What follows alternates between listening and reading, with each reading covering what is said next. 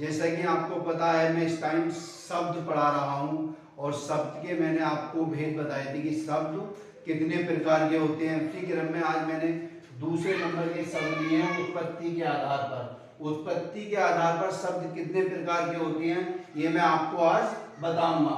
उत्पत्ति के आधार पर शब्द 5 प्रकार के होते हैं।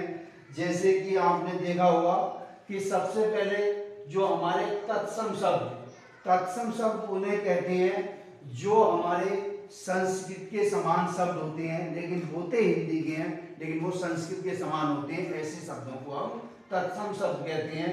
जैसे कि धन, राष्ट्र और प्रातः, ये देखने में आपको संस्कृत के शब्द आएंगे लेकिन ये हिंदी के शब्द हैं, इसलिए हम इन्हें तत्सम शब्द बोलते हैं।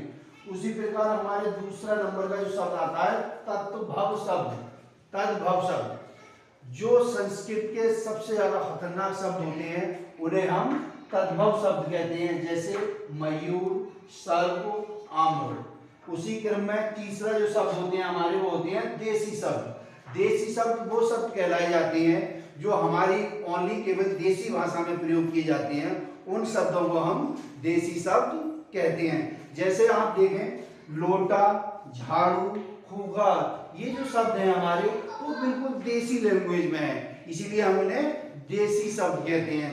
उसी प्रकार में अगला क्रम आता है उत्पत्ति के आधार में चौथे नंबर का विदेशी शब्द। ऐसे शब्द जो विदेश से आए हों, दूसरे देशों से आए हुए शब्दों को हम विदेशी शब्द कहते हैं। विदेशी शब्दों में कौन कौन से शब्द आते हैं आप देख सकते हैं, डॉक्टर, डायरी, टाइम या अन्य शब्द भी ये विदेशी शब्द कहलाए जाते हैं।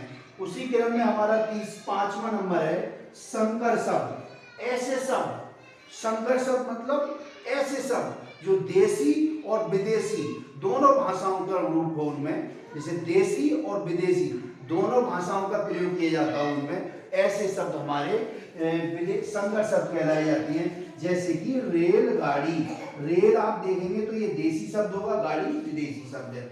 इसी तरीके से हम अगर किताब भर देखेंगे तो इसमें भी देसी और विदेशी दोनों तरीके के शब्द इसमें हमने लिए गए हैं। बच्चों आप मुझे ये बताएं, ये जो मैंने आपको बताया उत्पत्ति के आधार पर जो शब्द होते हैं वो 5 प्रकार के होते हैं, आपके कितनी समझ में आया ये आप मुझे बताइए, कमेंट में आप मुझे लिखकर बताइए। थैंक यू बच्चों।